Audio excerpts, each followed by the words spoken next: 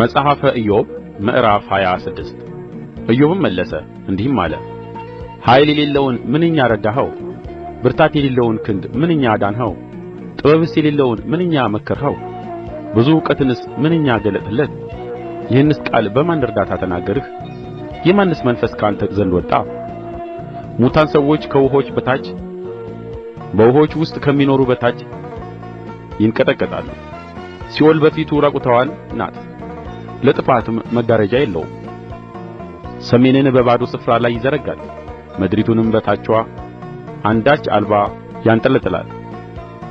ውኆችን በደመናዎች ውስጥ ይሠራል፣ ደመናይቱም ከታች አልተቀደደችም።